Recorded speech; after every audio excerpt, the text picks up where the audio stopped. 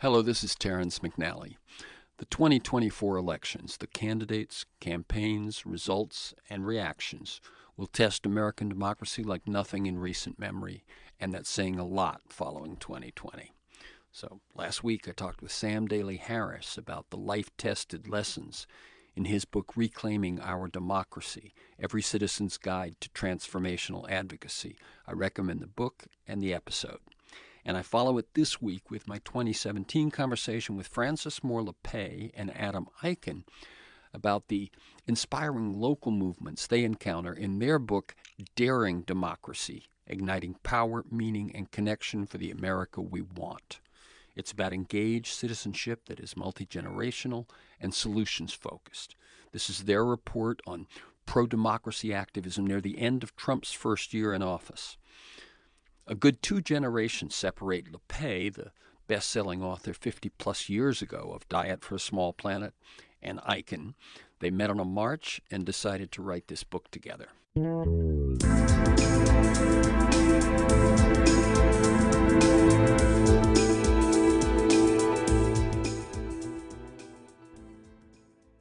Hello, I'm Terrence McNally. Welcome to Free Forum, a world that just might work. I'm joined today by Frances Moore LaPpE and Adam EICHEN, co-authors of Daring Democracy, Igniting Power, Meaning, and Connection for the America We Want. Let me just say that after hosting and producing the show for nearly 2 decades, in 2014, I stopped recording new live interviews. And the show continued on the Progressive Voices Network on TuneIn, streaming relevant interviews from the archives every week. And podcasts of all those years of interviews are available anytime, anywhere on iTunes, Podomatic.com, and at my site, which has 2 different names, terrencemcnally.net, TERRENCEMCNALLY.net, or aworldthatjustmightwork.com. They're the same site. Now, folks who listen to this show have probably heard me talk about something I call 60s 2.0. I'm not the first to notice that young people today share many of the values of young people in the 60s, questioning consumption, valuing balance, caring for nature, spiritual but maybe not religious, money's not the most important thing, liberation and justice for all, African Americans, Latinos, Native Americans, immigrants, LGBTQ, etc., war as a last resort, leaders not necessarily to be trusted, not accepting what our parents offered us and believing change is possible. But it excites me to see that I believe there are a few things that can improve their chances to build something more sustainable than we were able to. First, the technology that makes it easier to reduce our material consumption, easier to interact with diverse others unbound by geography. You're not the only one who feels that way, no matter what small town you might live in, because you can connect with your peers and your allies online. Second, the millions of our generation that will welcome, support, and joy in them. In the 60s, I say there were maybe 100 beats in Greenwich Village and 100 in the San Francisco Bay Area. Basically, we were on our own. The generation gap was real. But today, that's not the case. And boomers who might have been activists in the 60s have more time, more experience, and probably more money to offer. And there are millions more in generations in between. Third, organizations and movements in the 60s were dominated by males. Today, we can tap the genius and energy of women and others whose voices were not listened to in those days. So I think those 3 factors bring more chances of both success and the sustainable success than they did in the 60s. I've also talked for years, at least since the 2004 election, of what I believe this country needs more than anything else, the Restore Democracy trifecta: campaign finance reform, media reform, and election reform. Now, Frances Moore LaPpE and Adam EICHEN actually bring a lot of those notions to life. These 2 met on a march, first of all. Frances, or Frankie, whose work for decades has, I would say, consistently updated the best of what the 60s had to offer, and Adam, who graduated from college in 2015. They quickly committed to working together, and they have written one of the clearest books I've read about how our democracy is broken, how it got broken, and how it can be fixed. Not only that, how we're already fixing it in cities, states, and communities all over the country. That book is Daring Democracy, Igniting Power, Meaning, and Connection for the America We Want. Frances Moore LaPpे is the author or co-author of 19 books about world hunger, living democracy, and the environment, beginning with the 3 million copy Diet for a Small Planet in 1971. She's a contributor to Huffington Post and BillMoyers.com and a contributing editor at Yes Magazine and Solutions Journal. She's the co-founder of 3 organizations, Food First, the Small Planet Institute, which she leads with her daughter Anna LaPpé, and the Small Planet Fund, which channels resources to democratic social movements worldwide. Over the years, she's won numerous awards, including 18 honorary doctorates. She co-wrote her latest book, as I said, Daring Democracy, with Adam EICHEN, a member of the Democracy Matters Board of Directors and a fellow at the Small Planet Institute. Adam served as the Deputy Communications Director for Democracy Spring in 2016. Welcome again, Frances Moore LaPpé, to Free Forum, a world that just might work. Thank you so much, Terrence. And welcome, Adam EICHEN. Thanks for having me. Okay, so let me tell listeners that we're recording this conversation on Wednesday, November 29th, in case events race past us before you actually hear this. So I like listeners to get a feel for the people behind the work and the ideas that we talk about. So Frances, first, how do you see your path to the work you're doing these days? I mentioned some of the highlights, but why did you focus on food first, for example? And then how did you shift to the broader questions of democracy? And feel free to mention turning points, mentors, moments of decision, that sort of thing. Okay. Well, I am a child of the 60s for sure, and I loved your comparisons, your contrasts. I agree with you and more. I was part of the war on poverty. I was a covert agent, however, meaning that I was hired by the city of Philadelphia in the mid-60s on the ruse, in a way, of being an inspector. That was my job title, a housing inspector.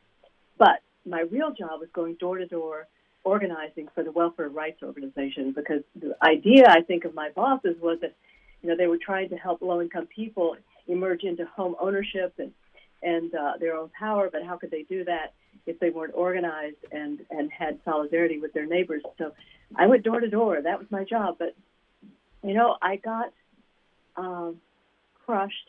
My heart was crushed when the woman I worked most closely with died of a heart attack in her 40s. And I was convinced this African-American woman trying to bring up her kids, the stress of it was just impossible, and I was convinced she died of poverty, not of heart attack. So that's how I finally got to somehow the point where I said, okay, I'm not going to try to save the world until I understand more. And out of that decision, which was terrifying to me, I left graduate school and community organizing. I thought, food. If I could really understand why people are hungry, that would unlock the mysteries of economics and politics, and I would find the path.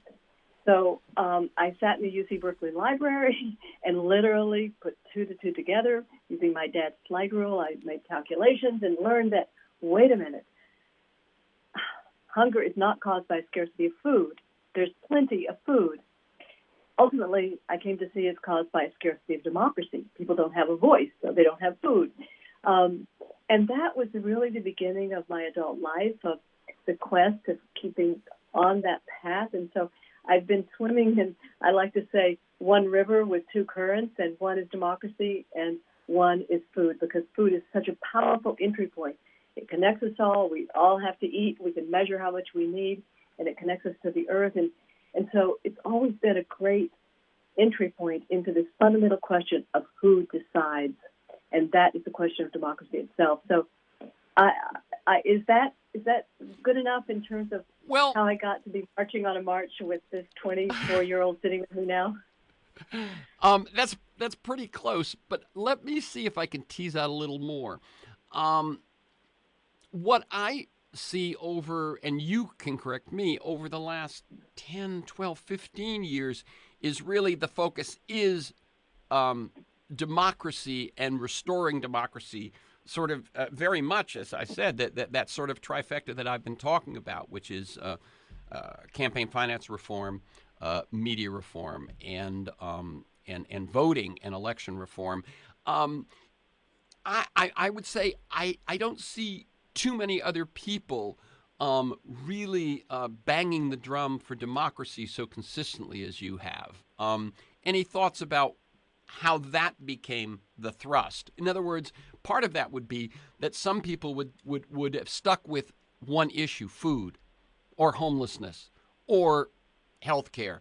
And you instead took, I say, sort of a step up to wait, at the root of all of those things is democracy. What sort of led to that? Well, it was really a direct response to discovering that we were duped with this notion of scarcity, that there's not enough, and that actually there was enough. There's more than enough then and now, even more so, if we come together and make decisions in such a way that we all have access to that plenty. So it wasn't a big leap in that sense. The challenge was, when I would stand at the podium way back in the 80s and say, the root of hunger is not scarcity of food, but scarcity of democracy, I could see the eyes of my audience saying, okay, lady, show me where there is democracy that's strong enough to end hunger. And from there, I had to keep going deeper, and I co-founded something called the Center for Living Democracy. And that's still the meme I use, that democracy can't work if it's simply a structure of government that we think about a few times a year. It's a way of life. And I hope we bring out, Adam and I, in Daring Democracy, that it is a thrilling way of life and that it meets our deepest needs for voice, for power, that is, our need for connection with one another and our need for purpose in our lives. So it's really was never a big step for me to say the words. The step for me that has been challenging is how do I do that? How do I help create democracy? And what's so thrilling for me now, Terrence, is that I feel so many others across the issues, and this is really the theme song of our book, is that people from racial justice movements, from environment, from food, from you name it, you see people saying, wait a minute, going issue by issue is no longer enough, and that's really the key idea of our book, this movement of movements. And so now at Democracy Spring, it was one of the happiest weeks of my life, where I felt in 2016 as we marched from Philadelphia to D.C. that, oh, wow, other people, we're all in this together. We're not giving up our issues, but we are focusing together on the root of it all, the mother of all issues, democracy. Very good. And before I'm gonna turn to you, Adam, in 1 second. But before I do, I've mentioned that you've authored 19 books. One of your books that I interviewed you on, and by the way, at the website you can find 2 or 3 interviews with Frances in the past, but one on your book, Echo Mind, and where Daring Democracy has big ideas, but it also has very practical, this is what's happening in Oregon, this is what's happening in Maine. Echo Mind was more, how do we look at things? Can you just share for a second what your book, Echo Mind, the message of it, because I think it's a really interesting approach. Yes, thank you so much. Well, that was really coming also directly out of that aha moment in UC Berkeley Library, when I realized that scarcity was a false frame. And then over the decades, I realized, wait a minute, scarcity is not just a false frame about food, but about everything, including the environmental movement messaging to try to get people to act to save our planet often was couched in a fear. I feared it was a fear message of, oh, we've got to cut back, we've hit the limits. And I felt that so many people on this planet are already feeling that they're struggling, they're so trapped, that I wanted to suggest an alternative way of seeing, and that is from going from the limits frame, the scarcity frame, to a frame of alignment. That if we truly understand the world through the lens of ecology, through relationships. I love to quote Hans-Peter Durer, the physicist in Germany, who said to me once, Frankie, in biological systems, there are no parts, there are only participants. So if we see ourselves connected, always interacting, and that if we then can grasp that as we align with the laws of nature, particularly in agriculture, for example, but also in energy in every way, that there's more than enough for all of us, so that we don't have to live in the fear frame of limits. You know, we banged our head against the wall somehow, and we have to cut back. that's not a very winning message. And so EcoMind is really about this kind of reframing, and I go through a number of reframes around the environmental messaging, but the core one is to shed this fear frame of scarcity and to move into an alignment frame in which we are all connected. Change is the only constant, and therefore we are all co-creators together of our reality. Mm-hmm. And then we can move into a mutual accountability instead of the blaming culture that is so much of an impediment today. Yeah, it's almost like you ask at any point, what would nature do?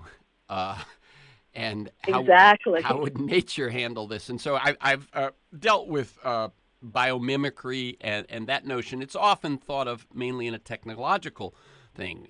How do you, build ceramics that are as strong as abalone shells? But I think what you're doing in EcoMind is saying it not only applies to technologies, but it applies to processes, it applies to systems, and that we begin to view our communities, our families, our societies as ecosystems. We'll see that cutthroat competition is not actually what's going on at the ecosystem level, but that it's much more, as you say, alignment and cooperation. So Adam, you've been walking your path many less years than either Frankie or myself, but how do you see the evolution of your own life and work? Well, that's certainly true. Just to be completely candid, I'm at the time of this recording only 24 years old, but soon to be 25. But I've already seen, quite a bit in the emergence of this democracy movement that we write about. And my path to democracy and focusing on election policy has been different than Frankie's, although really not that different, because I started as a freshman in college. I went to Vassar College. I grew up in New York City, and I was politically minded, not necessarily politically active. And it just so happened that in basically my first 3 weeks of college in 2011, the Occupy Wall Street movement broke out.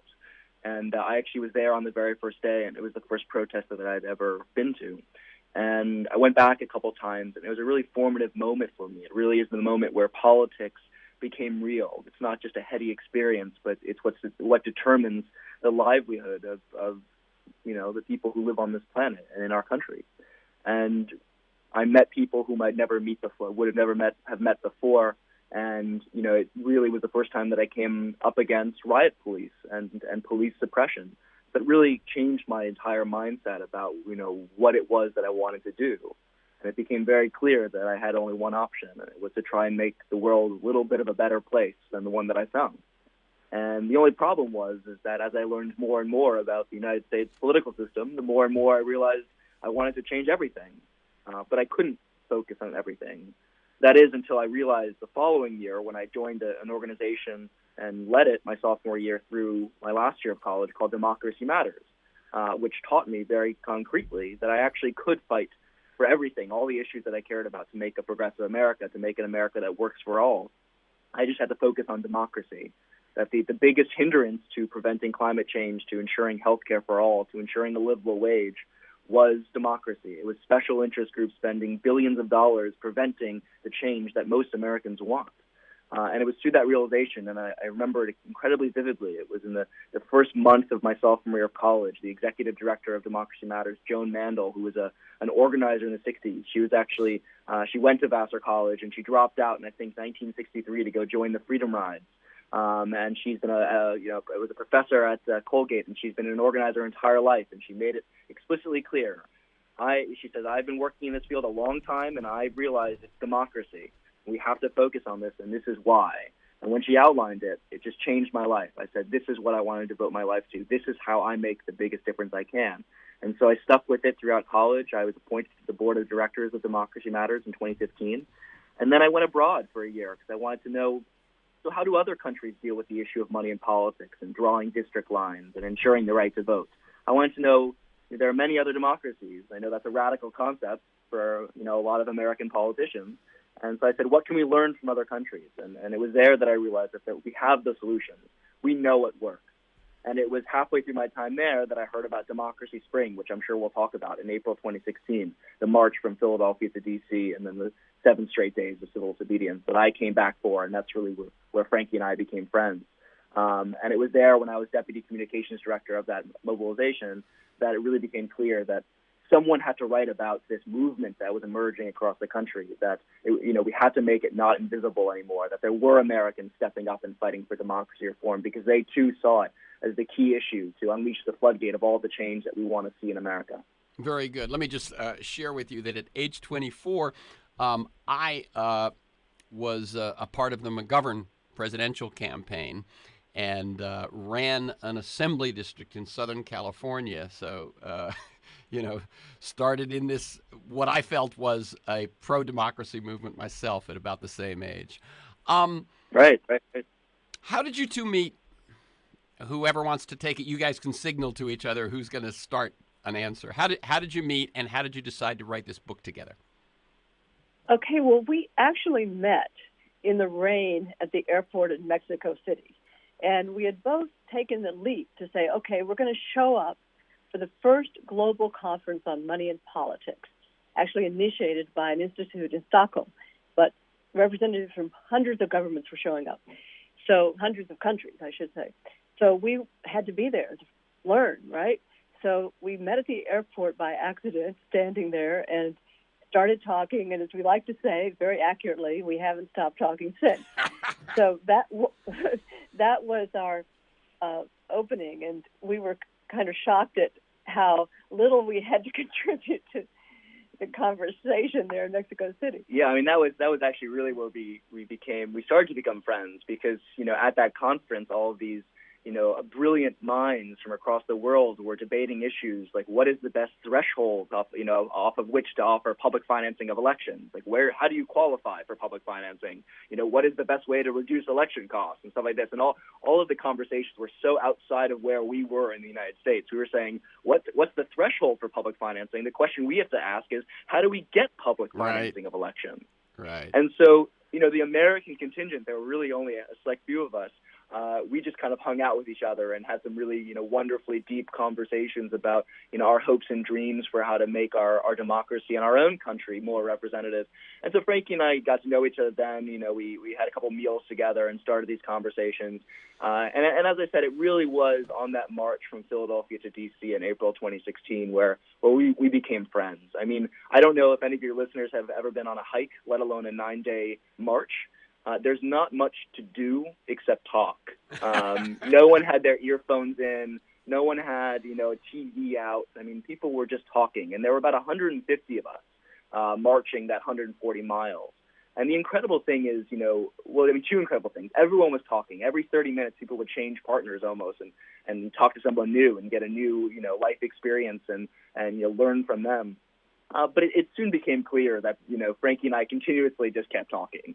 Throughout each day, we just pick up our conversations about, so what does a democracy look like in the United States? What are the things that we should be fighting for? And slowly but surely, we realized that being a part of Democracy Spring was actually was a bigger moment than I think anybody was really giving it credit for. Because what it was kind of the emergence, the emergence of the public face of this democracy movement. Because the thing about Democracy Spring, for your listeners who don't know, it was a mobilization that was endorsed by about over 140 organizations. And these organizations ranged from labor groups to racial justice groups to environmental groups to this classic good government group. And so it was all of these issue groups who said, okay, we're not going to make progress on our issues until we fix democracy first, right? This core change in understanding about how do you organize in America. And these groups are realizing that we have to fix our democracy. And so when they came together to endorse Democracy Spring and another mobilization that came right after called Democracy Awakening, which had over 200 organizations endorsing it among some of the biggest players in American politics, it was really then that Frankie and I, said, okay, there's something going on here. That the democracy movement, as we see it, is grassroots, but it's not just the traditional players. It's not just the usual suspects. Something's changing. And that was the basis for our book. We said we have to write about this real shift in organizing about democracy in America, that something amazing is happening and people don't know it. Okay. And one of the people who showed up on part of that march was a friend of ours, Josh Silver, who founded Represent Us. And he gave us a metaphor that explains a bit of what we were witnessing there was these issue groups actually coming together around democracy. He looked at me once and he said, "Frankie, you know you can love two children at once." And he knew I had two kids. And I said, "Oh, I get it. You know, I don't have to give up my food passion to be a democracy champion and stalwart." So we use that metaphor a lot. And I think a lot of us on that march were feeling that intuitively, that it wasn't about giving up an issue. It was about going deeper into that issue to go to the root. Mm-hmm. Well, for those of you who do a little etymology, the root of the word radical is root.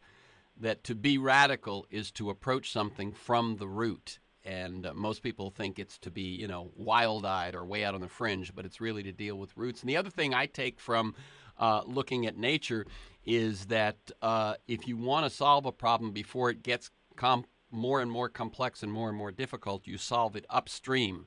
And that's very much what this democracy movement is about. It's about, two metaphors you can use are looking at the root and looking upstream. So one quick question before we delve into the content, and that is, you found that you guys had no trouble talking, and especially talking when you were walking. But what's the working process together? How do two? One thing I will say about this book, Daring Democracy, I highly recommend it. One of the reasons I highly recommend it is it's only 163 pages.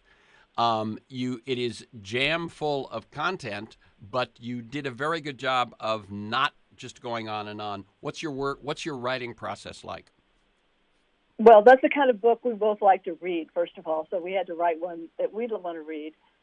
Second of all, we were under an intense time pressure because of the results of the election to get this book out in September, get it out in the fall of this year. We had to work fast, and we had a clear word limit. But the beauty of our collaboration, the magic of it for me, many levels, but one of them is that Adam is the ultimate policy guy, and which is fabulous, and I'm the big picture girl and the narrative builder, so to speak. So we did not disagree on a single word, Terrence, in the entire book. And we joked that we did disagree on a word. It was on the back cover, and that word was "the." We couldn't decide whether it needed one or not. But literally, it was amazing given our, obviously, different generations. Yeah, no, I mean, that's absolutely true. I mean, the way I like to describe it is I think we just both had a tremendous amount of faith in one another, that, you know, we could write something and then give it to the other person and say, "I trust you completely to do the best job with this, and I trust that you have the best intention for this book." Because ultimately what we both, I think the reason we work so well together is that we both had this vision of what we wanted to express. We fundamentally wanted to show that there was a democracy movement, that we wanted to explain in very clear language, not in some wonky, hard-to-understand academic way about what the solutions are. We wanted to show that the America we want is possible. And so we were willing to do whatever it took to make it happen. And so, you know, our writing process really was one of just tremendous faith in one another, and that derives from just a shared belief in what we were writing about. We truly believe every word. I've collaborated on screenplays and songs as well as other things, and I think one of the things that I learned early was that if you can both know that the work is the boss, that neither of you your point of view is, but that the work you're creating will tell you what needs to be in and what doesn't need to be in, and so on. And I'm clear that's what you're saying, is that you had such a clear vision of what was needed from the two of you that that overrode anything that might be individual. We're at about the halfway point. This is Free Forum, a world that just might work. I'm Terrence McNally. I'm speaking with Francis Moore LAPPE and Adam EICHEN. They're the authors together of Daring Democracy, Igniting Power, Meaning, and Connection for the America We Want. You can learn more at smallplanet.org, smallplanet, one word.org, and Field Guide to Democracy.org. Field Guide to Democracy is something that the Small Planet Institute has created that really is what it sounds like. So smallplanet.org and fieldguidetodemocracy.org. Hello, this is Terrence McNally. You're listening to my 2017 conversation with Frances Moore LaPpे and Adam EICHEN about their book, Daring Democracy, Igniting Power, Meaning, and Connection for the America We Want. Okay, I have a format that I think I sometimes use that I think fits your book and the rest of this conversation very well, and that's if something is broken, in this case, American democracy, how is it broken? What's the evidence? How did it get broken? What's the history? And how do we fix it? What are the solutions? Okay? So, first question, what is the evidence that our democracy is broken? I don't think you've got to sell it in a big way, but some of the things that stick out for you. Well, I think that, the wonderful thing about writing this book is that on this question of how it's broken, it's not very controversial. The overwhelming consensus across America is exactly that people are powerless. And the data and the evidence shows exactly that. One of our favorite studies that we like to cite is a analysis of the years, the 1980s to early 2000s. And it shows that the average American citizen has near zero influence on public policy, whereas the wealthiest among us have significant influence. And that was that was a study by Galen and what's the other person's name? Gillens and Page. Gillens and Page. Two professors. Yeah, two professors. And what they point out is that when the public agrees with the wealthy, then things happen. When the public disagrees with the wealthy, if anything happens, it's what the wealthy want. Exactly. And frankly, it's not just about money and politics. And that was, that's a key point that people have to understand. When people have to wait hours upon hours to vote, or if there aren't polling locations anywhere near their places of residency, or if they can't vote because of a voter ID law because they lack the proper form of identification, when they can't vote in a district that is fairly drawn, or when the map is rigged by the politicians that control the maps. These are examples of a representative system that is not working. And the anger is just very, very clear. It's not a surprise that Donald Trump was able to capitalize on virtually the same rhetoric about the system being broken as Bernie Sanders. That's right. Drain the swamp is not that different from the system is rigged. And, 85% of Americans want fundamental change in the way we fund our elections. 75% of Americans feel that they themselves have too little influence in Washington, D.C. Overwhelming supermajorities are angry and alienated. The system is broken. People do not feel like they're being heard. Steve Bannon, in his 60 Minutes interview, one of the most striking things was, I think, the very last lines when he said, "There will be a populist revolution. The question is whether it will be from the left or from the right." Yes, and that's why we are focusing on a democracy movement of really making it visible, feeding it every way we can, and celebrating and building it, because we strongly believe that exactly that if people are just fearful, and there's now new studies out that prove this, that if fear takes over, then people move to the strong man. Right. And they become much more narrow in their views. And so a sense of possibility, by the way, we like to call ourselves possibilists. We're not optimists or pessimists, but we're possibilists. That is the greatest antidote to fear, which turns people to give up and give over their power to the strong man. Right. Yeah, and just very quickly, we just want to say that we truly see that the election of Donald Trump was a result of this feeling of powerless. It's not a surprise that people wanted to throw a brick into the Beltway glass. People were angry, people were alienated, and they wanted to try something new. It's not a surprise, and I'm sure this is the next thing you'll want to talk about. But the reason we are where we are today is because of a long, concerted, deliberate effort we try and give it a name, the anti-democracy movement, that has really pushed us in this direction where most people, or virtually the supermajority of people in America, have no political power. The reason that Donald Trump was elected is because of the circumstances that was created by this anti-democracy movement. Right, and we will talk about that next. I want to make a couple of comments. One is that I think what you say, that people will gravitate toward a strong man when they are angry, and fearful. I think the other thing that happens is, and you sort of mentioned it, is that a number of people resign themselves, become cynical, and drop out of the process, leaving the playing field for those whose passions are most ignited. In other words, when elections, which of course are not democracy, they are just an occasional aspect of democracy, but elections are determined by turnout.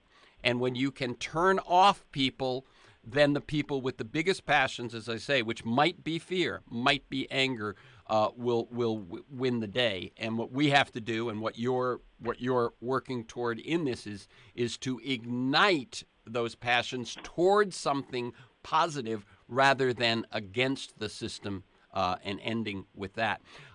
Let's shift to the second question, which is, as you say, this concerted effort. How did our democracy get broken? What's the history? Who are the culprits? What is the Powell memo? Okay, before we get to the Powell memo and the anti-democracy movement per se, I just want to ground us in the economic mythology of our country that has created so much suffering that people are vulnerable then to this fear message. That we call it brutal capitalism is where we are.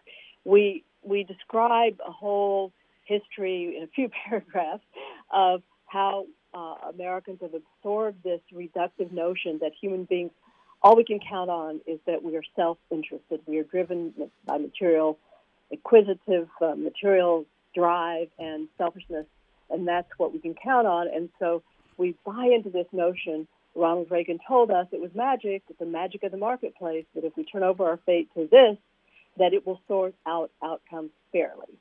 And what happens then, we turn over our fate to a market, but there is no such thing as free market. That's a fiction. What we have in America today is a one-rule market that is highest return to existing wealth. So wealth accumulates to wealth until a tiny handful today of Americans control as much wealth as the bottom half of us.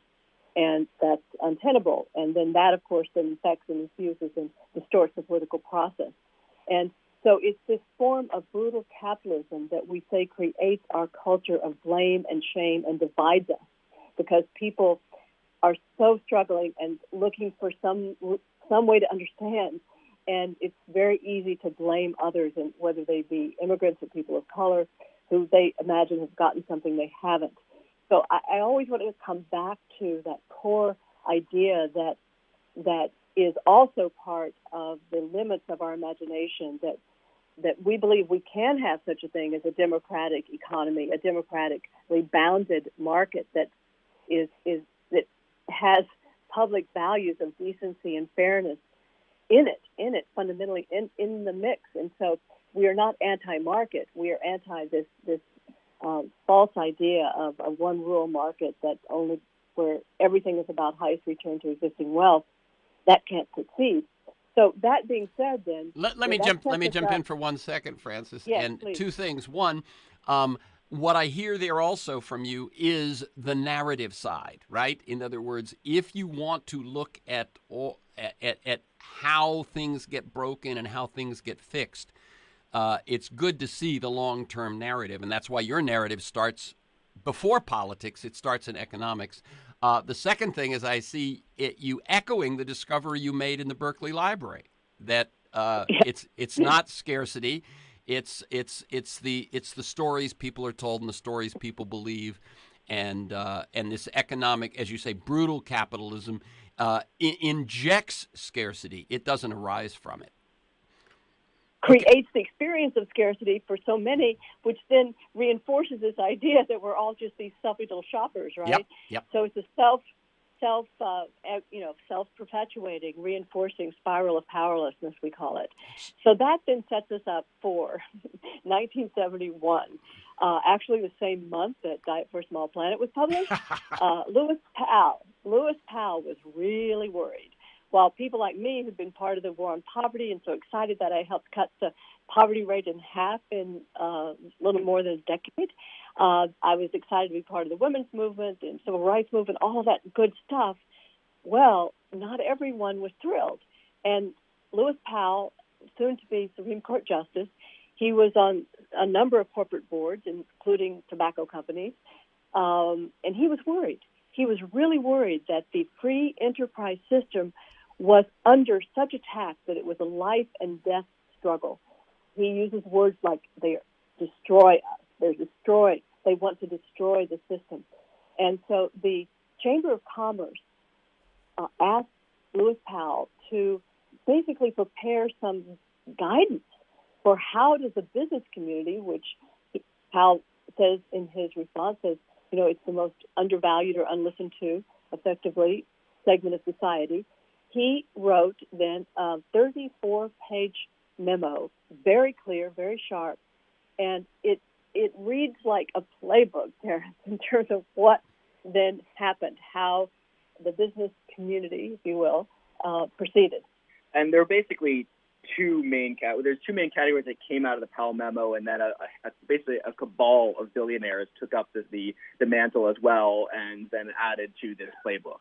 And basically, so what came out of it, what became the framework of what we call the anti-democracy movement, two big categories. The first, manipulate the mindset. The second, rig the rules. So what do we mean by manipulating the mindset? What we mean is we have to alter the way Americans think about the economy and government. And so that means the handful of billionaires and corporations start funding at a massive rate think tanks. Heritage Foundation and Cato Institute are probably two of the best examples. Think tanks that will disperse white papers and public policies that suggest that the only thing we can do to make our society work is turn everything over to the, quote, free market, even though we know that's a myth. So privatize everything. Make sure that government can't function. Funding chairships and professorships at universities that teach fringe subjects, or were then fringe, like law and economics, which try to infuse the rational self-interest of the Milton Friedman-style economic theory into the legal field. They funded chairships at Harvard and the University of Chicago. They also altered text. They funded textbooks for grade school to grad school. And the list goes on and on and on. Alter the way the media works. Allow for consolidation of media. Get rid of the fairness doctrine. Appoint FCC commissioners that did not believe in the public good of airwaves. And one of our favorite examples, and what we think is probably the most potent, is delegitimize government itself. So whether through think tanks producing policy or white papers that show government is, quote, inefficient, or just making the function of democracy or of government not work. So one of the examples we love to use is Newt Gingrich, who said that the partisan fight has to be fought with the scale, duration, and savagery of civil war. And he became Speaker of the House in 1994. So politics is war. And you see that in the Obama era, where the filibuster is used at an unprecedented rate, just literally making government unable to function, where you see there's a government shutdown costing the taxpayers $24 billion. So, of course, faith in our democratic institutions and government itself plummets. And when that happens, people are much more willing to hand over their fate to a free market because government doesn't work. And so you see that over and over again, that we have to reshape the way Americans think about democracy and economics. And it was deliberate. Okay, let me mention a couple of things that to just fill out the context of the point at which the Powell memo was written. Francis, you referred to the poverty, the anti-poverty movement, but I think some of the other things that Powell was looking at was Ralph Nader and the concept of consumer protection. And the fact that Richard Nixon, they fought a hard-fought election in 1968. Nixon wins, and then again in 72. And yet what you have is Nixon signs the Environmental Protection Agency. He signs the OSHA, occupational safety measures. And this, I think, is the kind of thing that has Powell going, wait a minute, everything's moving against us. Okay, so I just want to set up that context.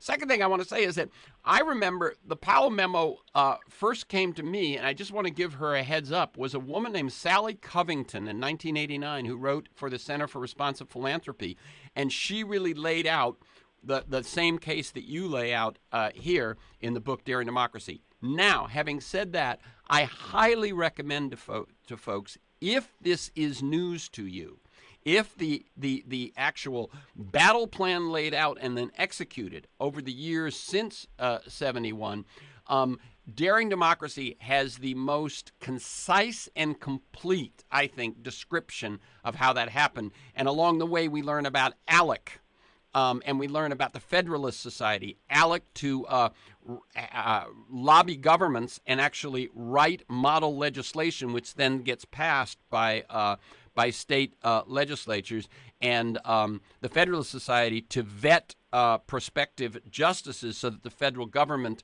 the federal justice system, and judges throughout the country share its point of view.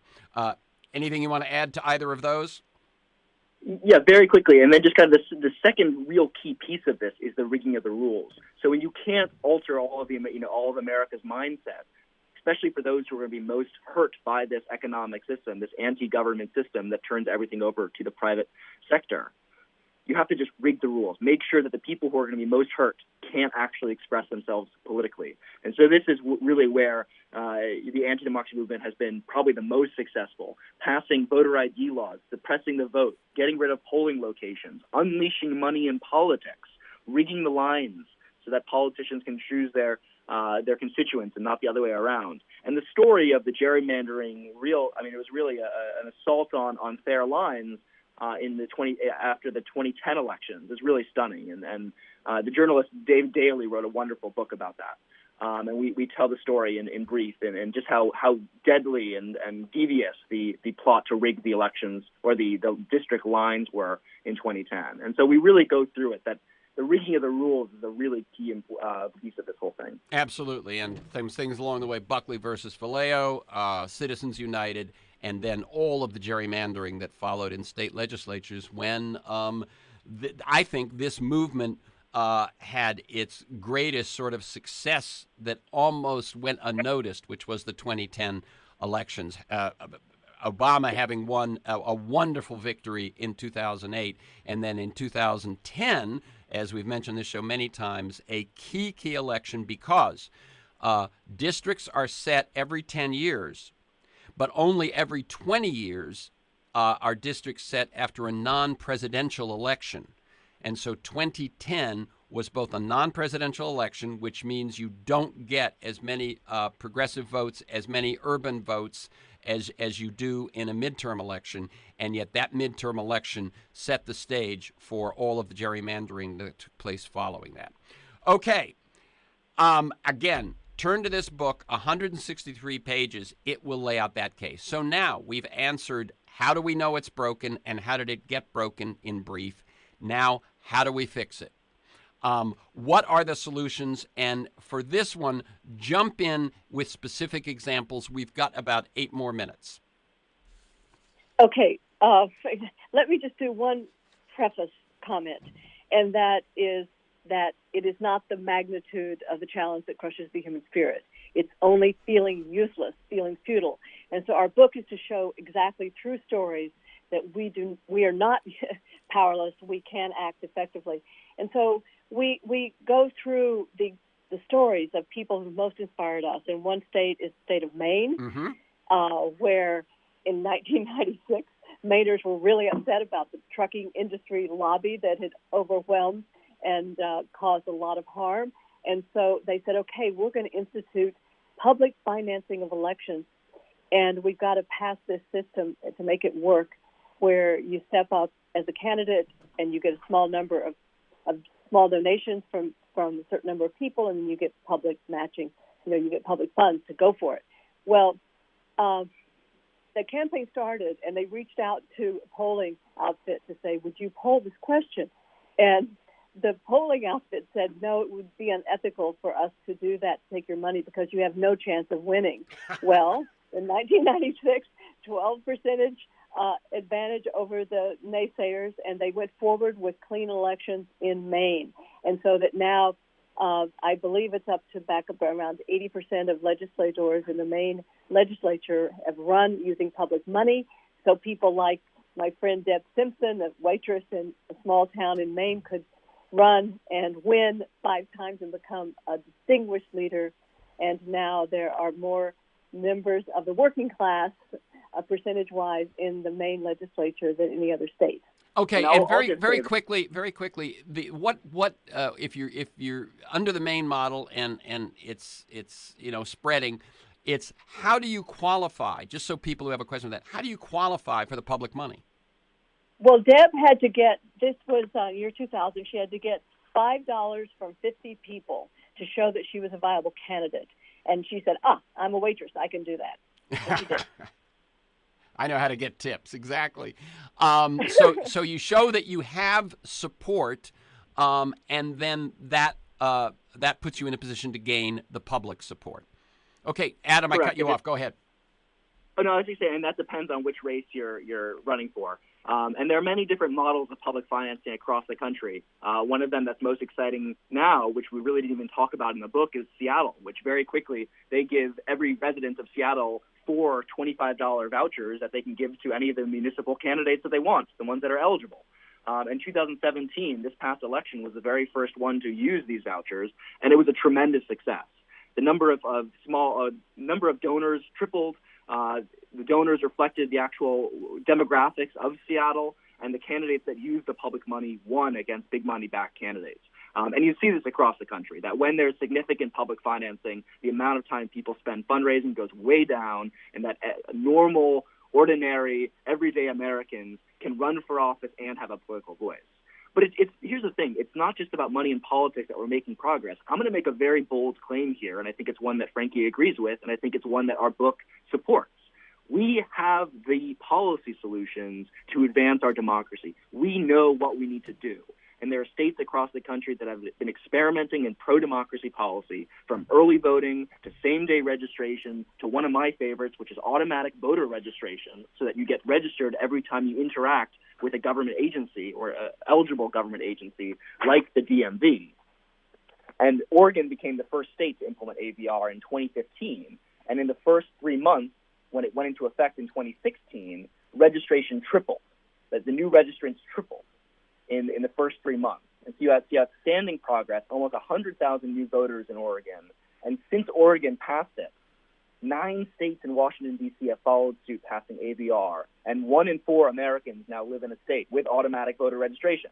So is that's what's time again. That's what's often called motor voter, which is just their shorthand for you interact with the DMV, you register to vote. But you're saying that it's broader than that. It can be, yeah. And states with AVR are now looking to expand it. Rhode Island, for example, is in the process of expanding it to figure out what are the other agencies like welfare offices, or I've actually heard that some people are looking to implement that within community colleges. I was thinking education, of course. Everyone interacts with education. Very, very and good. These are just small. These are very practical measures that we know work. Or here's one that very quickly: pre-registration for 16 and 17-year-olds. That if you allow people to pre-register, they're much more likely to vote. When they reach the age where they can. When they reach voting age. Yeah. That when you allow young people to get integrated into the system earlier, they're much more likely to participate when they're of age. That's such a common sense reform that has major implications. And you see that in many different examples in our book. And you see people pushing it on a state level, winning, and then with each victory, we get even more data showing it works. And so this is what we talk about when we say there's growing momentum, because we have more and more of these cases where it's working and people are being inspired, and that there's even more grassroots effort across the country pushing for these reforms that we know work. Well, as you point out, on Election Day 2016, which most people or many people who are listening right now felt, was a black day, 14 of 17 state and local pro-democracy ballot initiatives passed. Correct. When it's on the ballot, it wins. With very few exceptions. One of our favorites is South Dakota.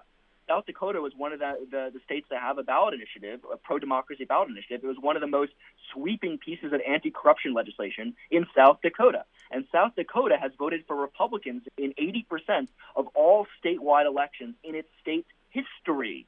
And it voted for one of the most sweeping pieces of anti-corruption legislation. And the legislature ended up repealing it, but they're now citizens are mobilizing again to try and put it on to the state constitution in 2018. Let me just say, in California, one that we have is moving the choosing of districts, the setting of congressional and legislative districts away from the politicians themselves, which puts it to incumbent making things that put them in safe districts. California passed that, and now that movement of having independent commissions make these decisions following the next census is spreading throughout the nation, is it not? Yes, and in the California example we describe in the book, because it's so complex to make it really nonpartisan. It's brilliantly complex, and to the point, sort of at the end, it's a drawing out of the hat. And when we were in California recently on with our book tour, we were interviewed by someone who actually participated himself in the feedback. The California process allowed people to give direct feedback to the decision makers about the district lines, and he said, "Well, I'm not sure I like this. It doesn't fit my community. How about that?" And they had the technician show it up on the screen, and the commission ended up agreeing with him. So not only is it a much better process of avoiding partisan districting, but it's actually been a very participatory process as far as we could tell. And another state that we don't often think of as a trailblazer that passed one of those 14 out of 17 was the state of Missouri, and they reinstated some contribution limits in their for state offices. And while there was a challenge to part of it, the contribution limits held, and this was 70% voted in favor of these limits. So that's another example. And now there's a new campaign for the 2018. There's already a ballot initiative underway to try and reinvigorate the laws in Missouri and basically kind of redo some of the parts that were overturned and make it even stronger. So you're seeing the proliferation really since we wrote the book. You see it in Missouri. You see it in Pennsylvania with folks called March on Harrisburg trying to do a similar democracy spring model in the state to pass a gift ban and gerrymandering reform. You see it in Washington State. You see it across the country, and it's extremely exciting. In virtually every state, there's some sort of movement for democracy. Okay, now you guys, basically, I'm going to give you each 30 seconds to say the last thing you want to say to listeners right now, and I will just preface it by saying you suggest that courage and democracy are both contagious. Absolutely. And I believe that all of us want to be heroes to ourselves. If nobody else, we want to know that we stepped up. We don't want to be there on that the cliche deathbed thinking, "Oh, I wish I could." And this is the moment. And so for us, that's why we speak of the thrill of democracy, that it meets these essential human needs to count, to have power, to have a real voice, to connect with others in common purpose. And so this is not a you should. This is what we're saying, that this is a thrilling part of human dignity. It is the essence of human dignity, in fact. And I want to take my 30 seconds to speak to any young listeners. I'm only 24, but one of the things that I've realized about this democracy movement is just how welcoming it is of young people. Not only are young people welcomed, but they're given leadership positions and the ability to really make the change themselves. And that's been one of the most rewarding things. It does not matter how old you are. You can be a part of this movement and be welcomed and make a difference. And if there are any young people listening who don't think they have a voice, I want you to reconsider that, because you do. I've experienced it in this movement, and I say jump in and make a difference, because if we're going to win this, it's going to be on the back of our generation. It's our future at stake, and we need to step up. Very good. Okay, stay on the line so we don't hear that terrible clicking sound. So again, the websites are smallplanet.org, that's small planet one word, and fieldguidetodemocracy.org. And let me add one more, SPIFastFacts.org, SPI Small Planet Institute, SPI Fast Facts. They have gathered about 4,300 at this point facts that illustrate this with numbers and data, things that you can use. The book is Daring Democracy, Igniting Power, Meaning, and Connection for the America We Want. Thank you, Frances Moore LaPpE and Adam Eichen. Keep up the good work. Thanks so much. That was fun. Terrific. Okay, you're very welcome. For this conversation and many other interviews, articles, transcripts of interviews, and to join me in pursuit of a world that just might work, go to TerenceMcNally.net or aworldthatjustmightwork.com. They're the same website. If you want to receive weekly email announcements telling you who's going to be on, what we're going to talk about, and usually 5, 6, 7 relevant articles email me at temcnally@mac.com. You can also sign up at my site. You can also subscribe and listen to the Freeform podcast on iTunes. You can find years of podcasts at my site or at iTunes anytime, anywhere. You can listen to Michael Lewis, Jeremy Scahill, Robert Reich, Connie Rice, Van Jones, Greg Boyle. Finally, thanks to G, my engineer, George Vasilopoulos at Progressive Voices, and Mark Maxwell in production. Most of all, you, my listeners, please share this podcast widely.